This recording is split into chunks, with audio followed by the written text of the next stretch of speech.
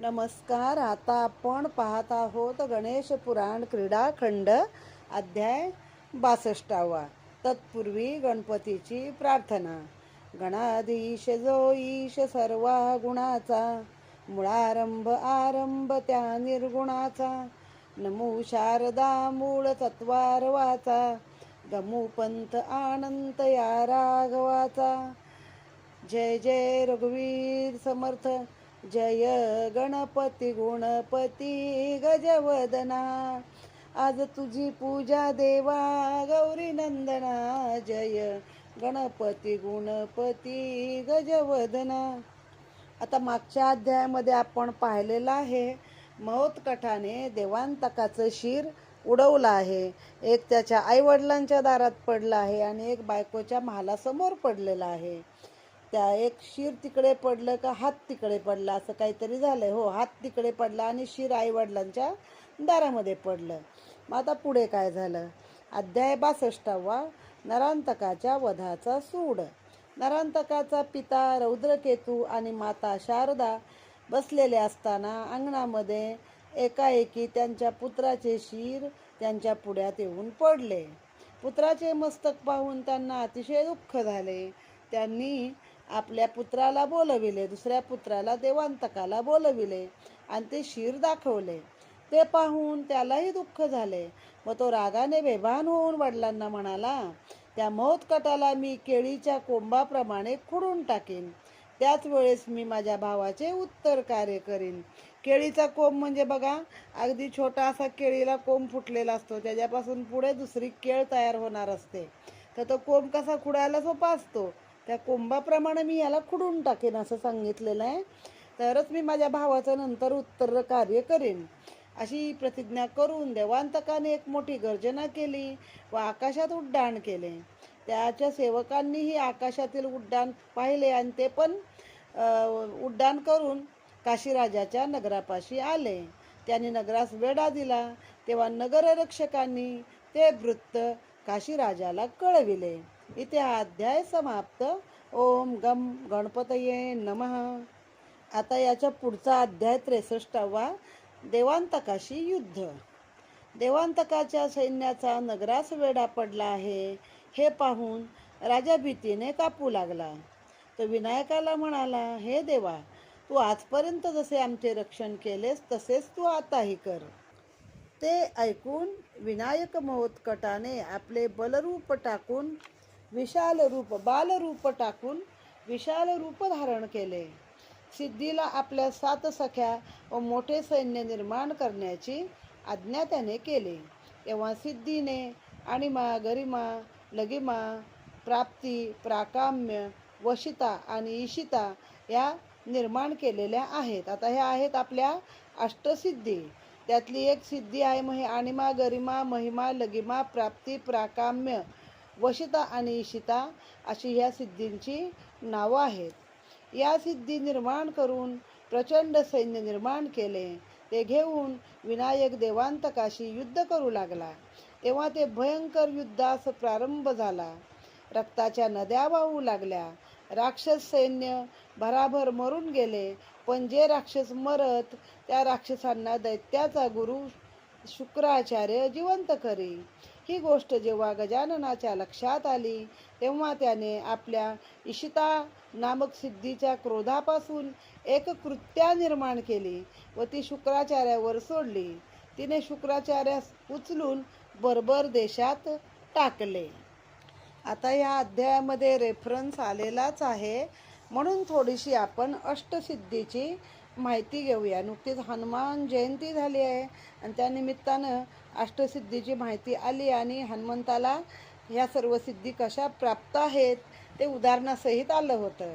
आता अणिमा म्हणजे काय? शरीराला अत्यंत सूक्ष्म अणूच्या आकाराचे बनवणारी शक्ती. हनुमंत पार त्या झाडाच्या एका पानावर बसला होता, अशोक वृक्षाच्या. अशोक वृक्ष काय फार मोठा डेरेदार नसतो ना, त्याची सावली पण अशी उबट लांबट तो झाड, आणि तिथं तो पानावर बसला होता. म्हणजे ही स्वतःला अति लघु करण्याची शक्ती. महिमा म्हणजे स्वतःचं शरीर आवाढव्य किंवा खूप मोठं भीमरूप घेण्याची शक्ती. लगिमा म्हणजे शरीराला अतिशय पिसासारखं हलकं करण्याची पार हवेत तरंगता येतं अशी शक्ती. गरिमा म्हणजे शरीराला अत्यंत जड किंवा जडत्व आणणारी शक्ती. प्राप्ती प्राप्ती म्हणजे कोणत्याही वस्तूची प्राप्ती करण्याची, कुठेही सहज पोचण्याची क्षमता. त्याला ती माहीत होती म्हणून तर सीतामाईचा शोध लावता आला ना. ती प्राप्ती झाली, कुठं सीता आहे ते समजलं. प्राकाम्य म्हणजे मनातील कोणतीही इच्छा पूर्ण करण्याची क्षमता. ईशित्व ईशित्व म्हणजे प्रकृती किंवा ही सृष्टी आहे हिच्यावर पूर्णपणे नियंत्रण मिळवून ईश्वरीय शक्ती प्राप्त करणे म्हणजे ईशित्व. आणि वशित्व कोणालाही कोणत्याही जीवाला आपल्या वशमध्ये करण्याची शक्ती आहे, ते वशित्व. हनुमान चालिसामध्ये म्हटलेलं आहे बघा, अष्टसिद्धीनो विदिके दाता स्वर्दिन जानकी माता. म्हणजे अशा 8ही सिद्धीचं त्याला स्वरूप मिळालेलं होतं. इथं आपण एक आपलं थोडक्यामध्ये माहिती इथं घेतलेली आहे. हा अध्याय इथं समाप्त. अध्याय 64 आहे, सिद्धीचा पराक्रम.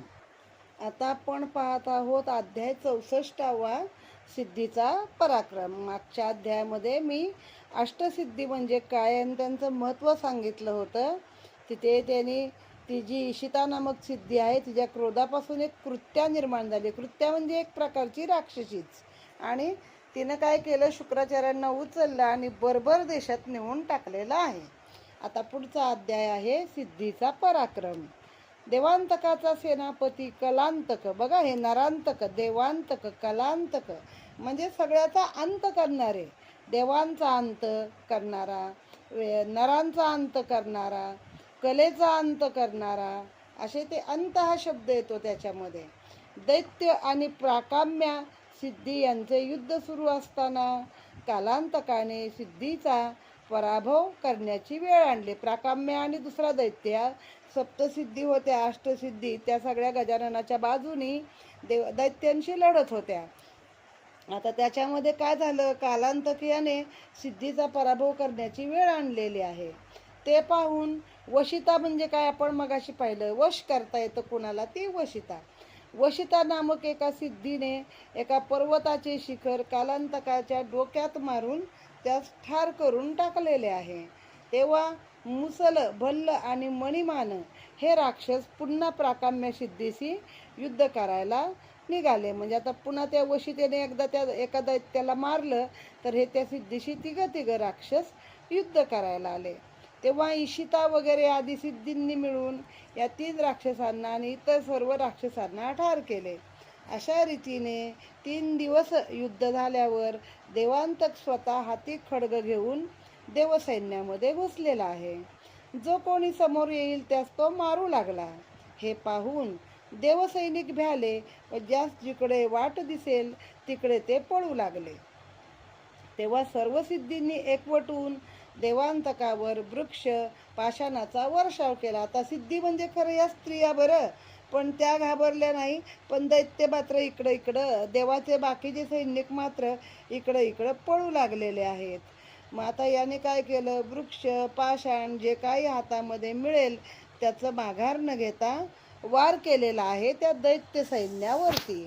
तेव्हा त्यांना सर्वांना त्यांनी पराभूत केले आणि बुद्धी नावाची सिद्धी गजाननास म्हणाली, हे देवा, मला तू या दैत्याशी लढण्याची आज्ञा कर, म्हणजे मी त्या राक्षसाला माझा पराक्रम दाखविते. बघा, आता बुद्धीमध्ये ॲक्च्युली 8 सिद्धीमध्ये बुद्धीचं नाव नाही आहे, पण त्या सगळ्यांमुळे तो मनुष्य आपोआप बुद्धिवानच होता ना. अष्टसिद्धीनो विदिके दाता, त्यामध्ये हनुमान पण प्रचंड बुद्धिवान आहे असं सांगितलेलं आहे. म्हटलेलं आहे ना, विद्यावान गुणी अति चातुर, राम काज करी बेको आतुर. त्याला विद्या आहे, त्याला बुद्धी आहे. तर आता हे बुद्धी आणि देवांतकाचे युद्ध हा 65वा अध्याय आपण पाहूया. हा अध्याय इथंच संपलेला आहे. ओम गम गणपतये नमः. आता अध्याय 65वा, बुद्धी आणि देवांतकाचे युद्ध. बुद्धीचे ते बोलणे ऐकून विनायकाला आनंद झाला. त्याने बुद्धीला युद्ध करण्याची आज्ञा दिली. तेव्हा बुद्धीने एका अशी महाभयंकर गर्जना केल्यावर तिच्या मुखातून एक प्रचंड शक्ती निघाली आणि ती देवांतकाकडे चालून जाऊ लागली. तेव्हा त्याने त्या शक्तीवर असंख्य बाण सोडले, पण ते सर्व बाण त्या शक्तीने आपल्या मुखाने गिळून टाकले. शेवटी बाण सोडून थकल्यावर तो राक्षस पळू लागला. तेव्हा शक्ती त्याला म्हणाली, हे देवा, मी तुझ्या शत्रूला तुझ्या स्वाधीन केले आहे. मी अति दमल्यामुळे मला आता विश्रांतीची गरज आहे. हे बोलणे ऐकून गजानन तिला म्हणाला, तुला विश्रांती हवी असल्यास माझ्या विशाल रूपामध्ये तू विश्रांती कर. म्हणजे आता माझ्या पोटात, माझ्या उदरात किंवा माझ्यामध्ये तू सामावून जा, असा त्याचा अर्थ आहे. आणि त्याप्रमाणे मग आता बुद्धी कुठे आहे? गजाननामध्ये सामावलेली आहे. म्हणून त्याला बुद्धीची देवता आहे. गणपतीला देखील म्हटलेलंच आहे, सिद्धी आणि बुद्धीचा दाता आहे गणेश पण. तर आता इथं त्यानं काय केलं, एक शक्ती सोडली होती त्या राक्षसावर आणि ती शक्ती त्याकडे चालू लागल्यावर तो घाबरला, पळायला लागला. पण मग गंमत काय झालेली आहे, तर ते त्याच्या बाणाला काही जुमानलं नाही त्या शक्तीनं. आणि मग शेवटी तो पळायला लागला. आणि माता हिला समजलं, आता म्हणली ह्याच्या मारण्याची वेळ आलेली आहे. तर देवा, मी कंटाळले बाबा, मी आता तुझं शत्रू तुझ्या स्वाधीन मी केला आहे, माझं काम इथं संपलेलं आहे. तर आता काय असेल ते तू तुझं बघून घे, असं त्याला सांगून ती बुद्धी देवाच्या शरीरामध्ये विलीन होऊन त्यामध्ये झोपून गेली. पण त्यांचं हे बोलणं चालू असताना देव हा मात्र पळून गेलेला आहे. कोण? देवांतक तिथनं पळून गेलेला आहे. आता आपण इथे हा अध्याय समाप्त झाला. आपण पुढचा अध्याय पाहू. ओम गम गणपतये नमः. आता आपण पुढचा अध्याय पाहूया, 66वा देवांतकाचा पराक्रम. श्री गणेशाय नमः. युद्धभूमीवरून पळून देवांतक आपल्या पित्याकडे आला आणि खाली मान घालून उभा राहिला. तेव्हा रौद्रकेतूने मुलाला एवढे खिन्न होण्याचे कारण विचारले. तेव्हा देवांतकाने घडलेली सर्व हकीकत सांगितली. आता बघा, ह्याचा बाप खरं ब्राह्मण आहे, ही राक्षस पुत्र आहेत. आता बापाने खरं तर मुलांची बाजू घ्यायलाच नको आहे ना. त्याने वास्तविक सांगायला पाहिजे की तू चुकलेला आहेस, तू काय वागलेला आहेस. पण तो आपल्या मुलाची बाजू घेतो आहे. त्याला काय सांगतो, बाळा भिवू नको, आणि मी तुला एक भगवान शंकराचा महामंत्र देतो, तर तू याचा जप करून शंकरास प्रसन्न करून घे. त्याप्रमाणे मंत्र दिल्यावर दोघेही एकांत स्थळी जाऊन होमकुंड पेटवून हवन करीत मंत्र जपू लागले. हवन विधीपूर्वक समाप्त झाल्यावर रुद्रकेतूने आपला पुत्र देवांतक यास त्या होमकुंडात बळी दिल्याबरोबर शंकर प्रसन्न झाले. मग त्यासाठी काय करावं लागलं, तर आपल्या पुत्राला शंकर पण असं लगेच प्रसन्न होत नाही, तर चांगली मुंडी छाट परीक्षा घेतात. जेव्हा आपल्या पुत्राचा बळी दिला त्या होमामध्ये, तेव्हा ते शंकर प्रसन्न झाले व त्यांनी देवांतकास परत सजीव केले. दुसऱ्या दिवशी सकाळी त्या यज्ञकुंडातून एक पूर्ण श्यामवर्णी काळा कुळकुळीत घोडा बाहेर आला. तेव्हा त्या घोड्यावर स्वार होऊन देवांतक पुन्हा देवसैन्यात आला. त्यावेळेस घोड्याच्या किंकाळण्याने कित्येक देव मेले, कित्येक टाचे खाली सापडले, असे बरेच देव देवांतकाने मारले. हा प्रलय पाहून देवसैन्य पळून गजाननाकडे परत आले. आता शंकराची किती चूक आहे मोठी. शंकर नेहमीच असं करतात की त्या राक्षसांना काहीतरी वर देतात आणि मग नंतर तो निस्तरायला, मी बोलले मागच्याच अध्यायामध्ये, विष्णूंना गणपतीला यावं लागतं. आता माहिती हा देवविरोधी आहे ना, तरी पण द्यावं लागतं त्याला. तसं दिलेलं आहे वरतून. त्या वरान तो उन्मत्त झाला, त्या घोड्यावर बसून गेला आणि देवांचाच पराभव त्याने केलेला आहे. वास्तविक देव मेले म्हणजे काय हो, आपण म्हणतो स्वर्गात देव आहेत, ते अमृत पितात, तर ते कसे काय मरतील? तर ते जशा आपल्या शरीराच्या पेशी रोजच्या मरतात आणि नव्या प्रगट होतात, तद्वत्ती आहे की ते पुन्हा मरतात आणि अमृताने पुन्हा ते जिवंत होत राहतात. इथे हा अध्याय समाप्त झाला आहे. ओम गम गणपतये नमः. त्यानंतर आहे अध्याय 67वा देवांतक आणि महोत्कट. श्री गणेशाय नमः. देवांतक गजाननासमोर आला तेव्हा त्याला पाहून गजानन म्हणाला, तू अति उन्मत्त झाला आहेस, तेव्हा तुझी बुद्धी नष्ट झाली असावी, आता तुझा मृत्यू जवळ आला असावा. इतके बोलून महोत्कटाने त्याच्यावर एक बाण सोडला. तो बाण त्या दैत्याने एक प्रतिबाण सोडून मधल्यामध्ये तोडून टाकला. गणपतीशी लढण्या एवढी पण त्याची ताकद होती. दुसरा बाण काढून तो गजाननावर सोडला, तेव्हा त्याने नुसत्या हुंकारानेच त्या बाणाचा नाश केला. नंतर विनायकाने एका बाणाने त्याचा मुकुट पाडला. दुसऱ्या बाणाने त्याची कवच कुंडल जमिनीवर पाडली. आणखीन 2 बाणांनी त्याच्या खांद्याचा भेद केला आणि एक बाण त्याच्या मस्तकातून रोविला आहे. आता इथे हा अध्याय समाप्त. ओम गम गणपतये नमः. आता अध्याय 68 आहे. यज्ञातून कृत्या बाहेर आली. श्री गणेशाय नमः. नंतर देवांतकाने 2 बाण घेऊन त्यावर मोहनास्त्राची स्थापना केली.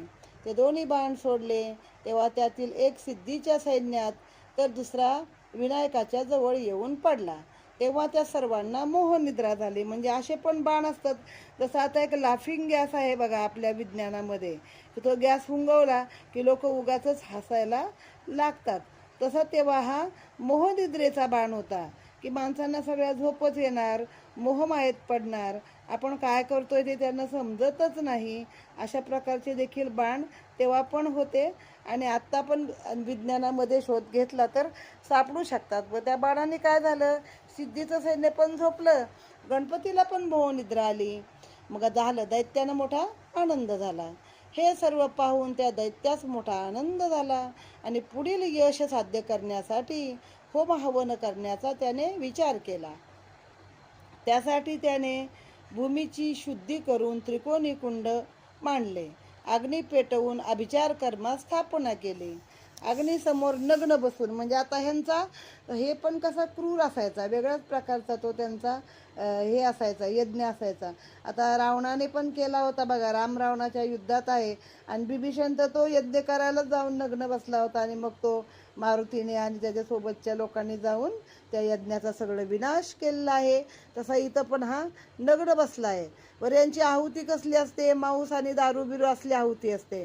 मांसखंडाच्या सहस्त्र आहुती देऊन, म्हणजे तुकडे, खंड म्हणजे तुकडे, पूर्ण आहुती दिल्यावर त्या यज्ञकुंडातून एक कृत्या बाहेर आली. म्हणजे आशयातून शक्ती पण कुठल्या येतात, वाईटच येतात. तुम्ही जर कधी प्लांचेट वगैरे केलं असेल किंवा तुम्हाला माहीत असेल तर तुम्ही मारे अगदी मोठ्या मोठ्या ऋषीमुनींचे मोठ्या लोकांचे आत्मे बोलवता, पण प्रत्यक्षामध्ये कधीच त्यांचे आत्मे येत नसतात. तर जे बाकीचे दुष्टकृत्य करणारे आत्मे भटकत असतात, असे आत्मे मात्र त्या प्लांचेटमध्ये येऊ शकतात. तशी यातून कोण बाहेर आली, एक कृत्या आली, राक्षसी. ती त्यास म्हणाली, मी रक्तमांस खाऊन तृप्त झाले आहे, आता तुला काही भिण्याचे कारण नाही. ते ऐकून देवांतकाने त्या कृत्येची षोडशोपचारे पूजा केली व तो वस्त्र परिधान करून तिच्या मांडीवर बसला. त्यानंतर ती कृत्या त्याच्यासह आकाशात भ्रमण करू लागले. मग त्याला घेऊन ती आकाशात फिरायला लागली लढाईसाठी. इकडे सर्व देव सैन्याला आणि विनायकाला मोह पडलेला पाहून राजाने मनोभावे प्रार्थना केल्यावर सर्वांची मोहातून सुटका झाली. मोहातून जागृती झाल्यावर तो पुन्हा युद्धास उभा राहिला.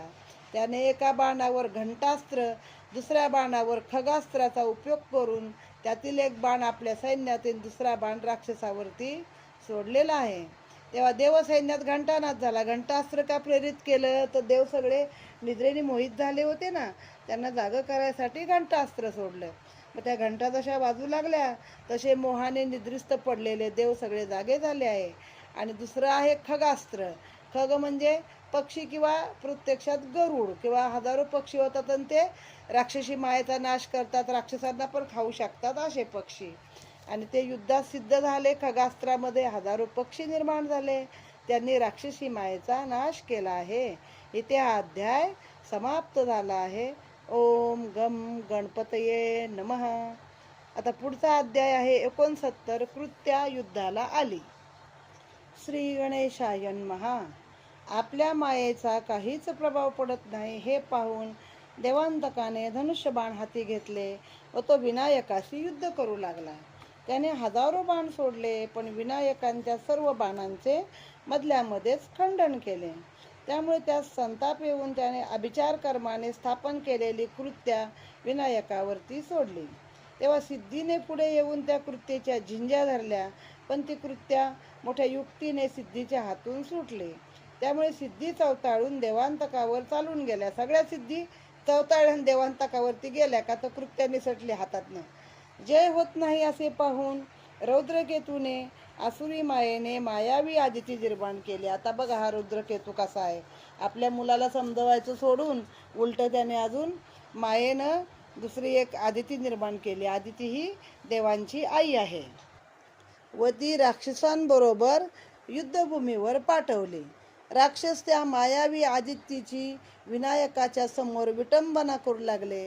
त्यावरती मायावी आदिती म्हणाली, मी तुझी आई असता हे राक्षस माझी विटंबना करतात आणि तुला काहीच वाटत नाही का? नुसता उभा काय राहिला? स्वतः गजानन किंवा मोदकट कुणाच्या पोटी आलेला आहे? तर कश्यप ऋषी आणि आदिती यांच्या पोटी आलेला आहे. आणि त्याचा जन्मच हे देवांतक नरांतक यांना नष्ट करण्यासाठी झाला होता. मग ह्या रुद्रकेतूच्या पोटी हे 2 देवांतक नरांतक, हा पण ब्राह्मणच होता. पण हे पोरं पुढे तपश्चर्येने कशी झाली? राक्षस वृत्तीची झाली. आणि हा पण आपल्या पोरांचं ते म्हणतात ना, धृतराष्ट्राची आंधळी माया सगळ्या बापांकडे असते, तसं तो शेवटी आपल्या पोराच्या मदतीला गेला. आता ते आदितीचं भाषण विनायकाला खरं वाटलं, आधी फसला तो. तिचे भाषण विनायकाला खरे वाटून तो खूप दुःखी झाला. इतक्यात आकाशवाणी झाली, ही आसुरी माया आहे, तुझी माता आश्रमात सुरक्षित आहे. हे ऐकून विनायक देहभानावर आला. देवांतकाला शंकराने काय वर दिला आहे त्याचे स्मरण केले. दिवस रात्र नसताना म्हणजे उषक्काली याला मारले पाहिजे हे त्याला आठवले. म्हणून दुसऱ्या दिवशी उषक्काली तो युद्धामध्ये सिद्ध झाला. ते ह्याच्यासारखंच आहे ना, हिरण्यकश्यपूच्या वरासारखं. दिवस नाही, रात्र नाही, शस्त्रांना नाही, अस्त्रांना नाही, आकाशात नाही, पृथ्वीवर नाही. तसंच ह्याला पण वर दिलेले आहे की कुठल्या 4 योनीतल्या कुठल्याच योनीच्या हातून माझं मरण नाही आहे, असं त्याने सांगितलेलं आहे. तर मग त्याला आता आठवलं की याला उषक्काली मारला तर हा मरणार आहे. आणि मग आता पुढच्या अध्यायात आपण देवांतकाचा शेवट कसा झाला ते पाहूया. इथे हा अध्याय समाप्त. ओम गम गणपतये नमः. पुढचा अध्याय 70 आहे. अखेर देवांतकाचा शेवट झाला. श्री गणेशाय नमः. उषक्काली गजानन युद्धात समोर आलेला पाहून देवांतक भ्रांतचित्त झाला. तो आश्चर्यचकित होऊन पाहू लागला. तेव्हा गजाननाने त्यास थोडाही अवसर न देता त्यास एकदम उचलले व आपल्या मांडीवर बसवून आपल्या वराचे स्मरण करण्यास सांगितले. तेव्हा चवताळून त्या दैत्याने गजाननाचा एक दात धरून ओढला. तेव्हा तो दात बाहेर निसटून त्या दातासह दैत्य जमिनीवर पडला. इतक्यात गजाननाने त्याच्या हातातील तो दात काढला व त्याच्या मस्तकावर दातानेच प्रहार करण्यास सुरुवात केली. तेव्हा त्या मस्तकाचे शतशः चूर्ण झाले व तो देवांतक गतप्राण पावला. त्याबरोबर त्याच्या शरीरातून एक दिव्य ज्योत निघून ती गजाननाच्या शरीरामध्येच गेलेली आहे. आता त्याचे 2 दात होते ना, मग त्यातला एक दात त्या राक्षसाने ह्यानं काय केलं, त्याला मांडीवर घेतलं आणि सकाळी गेला प्रातःकाली उषक्काळाच्या वेळी. याला कसा मारलाय? संध्याकाळी मारलाय हिरण्यकश्यपूला. घेतला मांडीवर आणि तुझे वर आठव, तू काय वर मागितलायस. आता ह्याला कळलं आपलं मरण जवळ आलं. मग तो चवताळून उठला आणि त्याचा एक दात धरला हातात. धरला तो निष्ठून आला. मग तेव्हापासून तो गणपतीचा एक दात असतो बघा, एकदंत दयावंत 4 भुजाधारी मूषक की सवारी म्हणतो ना आपण त्याला. आणि त्या दाताचं जर कधी ते थायलंडवरचे वगैरे सिनेमे पाहिले असतील किंवा प्रत्यक्षात जो ब्रुसली वगैरे ह्यांचे सिनेमे, तर ते बघा ते हत्तींवर खूप प्रेम करतात. मग त्या हत्तीला कुणी जर इजा केली तर त्या हत्तीच्या दातानेच त्याने समोरच्याचा ते लोक संहार करतात. कदाचित ते आपल्यावरनंच घेतलं असेल त्यांनी आपल्या पुराणातलं वाचून. तर कसं आहे की हत्तीच्या त्या दातांमध्ये पण खूप एक प्रकारची शक्ती असते की ते नुसतं हत्तीचा दात त्याच्या डोक्यावर घातला तर काय झालंय, तर त्याला शतशः झालं त्याच्या मस्तकाचं चूर्ण. आणि त्यातून मग एक दिव्य अशी ज्योत निर्माण झाली आणि ती गजाननाच्या शरीरामध्ये गेलेली आहे. आता हे कसं होतं, तर जे पण हे आहे रावण आहे, कंस आहे, किंवा हे जे पण राक्षसांना मारायला आलेले असतात, तर ते सतत आहे ना स्मरण करत राहतात. ज्याला आपल्याला मारायचं आहे बघा, आपल्या एखाद्यावर वैर असतंय, डोक्यात आपल्या सतत त्याचा विचार राहतो, त्या पद्धतीने हे लोक सतत नाव घेतात ना, तर मग ते हळूहळू देवरूप होतात. कीटकभृंगने आयानं ते हळूहळू त्याच्याच रूपावरती जातात आणि त्यांची ज्योत होऊन ते त्यांच्या शरीरामध्येच जाते. म्हणजे ते गजाननच झाला तो एक प्रकारे. आपल्या संकटाचे निवारण केल्याने देवांनी गजाननावर पुष्पवृष्टी करून त्यास उपेंद्र असे नाव दिले. त्यानंतर ऋषींनी त्याची पूजा करून त्यास धरणीधर असे नाव दिलेले आहे. खरं धरणीधर शेषाला म्हटलं जातं आणि उपेंद्र हे संध्येतल्या 24 नावामधलं एक नाव आहे. पण ते इकडं तिकडं इकडची तिकडं नाव, आपल्याकडे कशी एकाच नावाचे अनेक लोक असतात तसं आहे. त्याला उपेंद्र नाव दिलं कारण त्यांच्या संकटाचं उपशमन केलं त्याने, म्हणून उपेंद्र. आणि धरणीधर नाव दिलं आहे. पृथ्वीवरील राजांनी त्याचे पूजन करून त्यास ऋषिकेश असे नाव दिले आहे. गजाननाने दैत्यांचा वध करून घेतलेला विराट रूपाचा त्याग करून तो बालरूपी महोत्कट झाला आणि राजाने त्यास मोठ्या प्रेमाने आलिंगन दिले. इथे हा अध्याय समाप्त झालेला आहे. आपण इथे आता अध्याय 62 ते 70 असे 9 अध्याय आपण इथं पाहिलेले आहेत. ओम गम गणपतये नमः. गणपती बाप्पा मोरया. मंगलमूर्ती मोरया. गणपती बाप्पा की जय.